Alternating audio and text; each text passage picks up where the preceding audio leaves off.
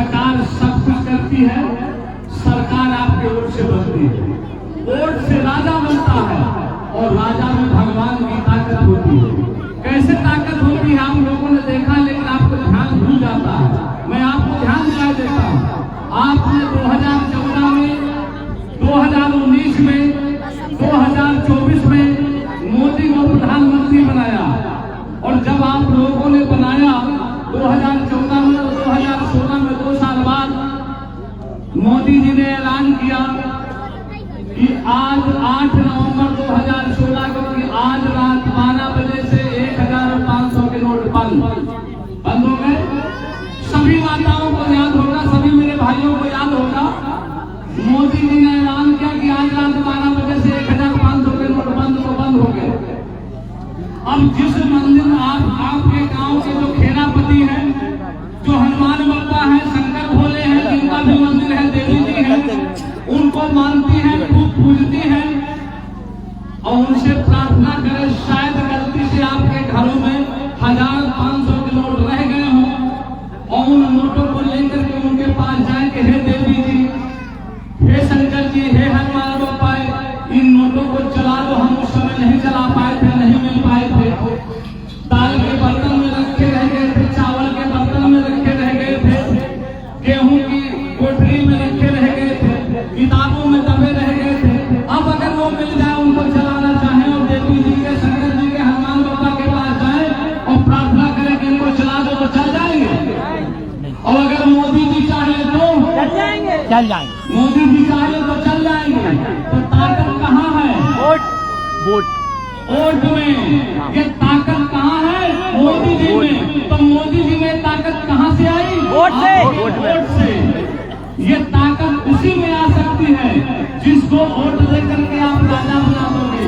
ये ताकत सुकन्या जी में भी आ सकती है, ये ताकत मोहन कुशवाहा में भी आ सकती है, ये ताकत जयराम मुखिया में भी आ सकती है।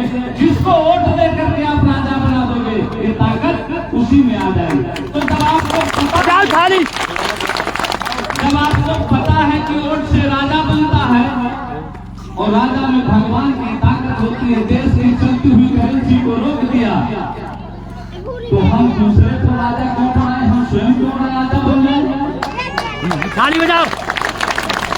अगर मोदी भगवान नहीं है तो भगवान से कम भी नहीं है। जिसको भी वोट देकर के राजा बनाए देंगे, उसी में ये ताकत आ जाएगी। इसलिए मेरा निवेदन है, आपसे प्रार्थना है, समय का अभाव है, कि आप वोट की ताकत को समझिए। आप गांव से जुड़े लोग हैं, आपके 10 जानवर हैं, और सभी 10 जानवरों को बांध करके अलग अलग भूसा और सानी खिलाती है ना। अगर एक साथ भूसा और सानी खिलाएं तो, अगर सभी 10 जानवरों को एक जगह भूसा और सानी खिलाएं तो खा लेंगे। उनमें से एक जो सबसे ज्यादा दबंग होगा वही खाएगा, बाकी 9 उसको देखेंगे। इसलिए माननीय बाबू सिंह कुशवाहा जी का, जिन्होंने जन अधिकार पार्टी बनाई है, उनका ये ऐलान है कि जिसकी जितनी संख्या भारी उसकी उतनी हिस्सेदारी। यानी जितनी भी इस देश में जातियां हैं, जातियों के हिसाब से सबको उनके हक और अधिकार दे दिए जाए।